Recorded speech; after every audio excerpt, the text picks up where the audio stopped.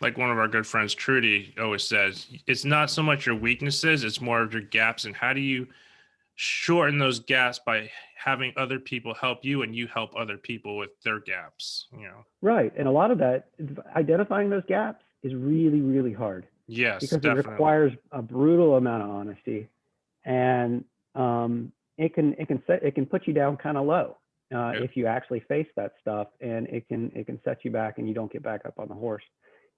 But you have to be able to accept that, and so that's the accepting part of it. And then if you want to change from there, you got to accept it first, Oh right? yeah, definitely. Knowing you're accepting it and knowing where your limitations are, and without letting yourself, go into depression, but also understand where other people are, and then just basically accepting is the first step of evolving, and Yeah, and sometimes it's a hard thing to do, but it's a simple process. And oh sometimes it yeah, might be, you know what, maybe I screwed up. yeah, yeah, You and can we start there. all we all are like, well, it's not. I don't want to do that because it's uncomfortable. It's just yeah. It's perceived as a weakness. It's This perceived lack. as a weakness, and this is, we'll say in society in general, nobody wants to show weakness. School doesn't teach us that.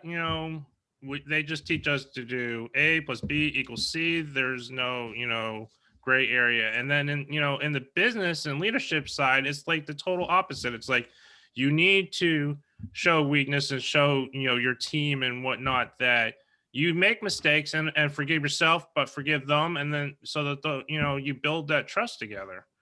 Right. And if you never demonstrate that you are aware that you can make mistakes, how is anybody ever going to point out any deficiencies in your thinking and the direction you're taking the company?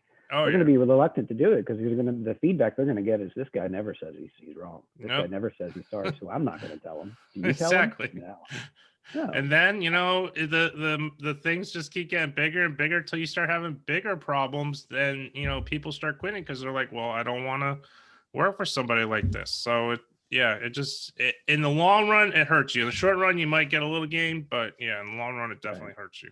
right. On the flip side, owning up to stuff, it hurts you in the short run. Yeah. Yep. And people naturally want to avoid that if they can because we're animals, man. We're taught to Yep. avoid pain. Yeah.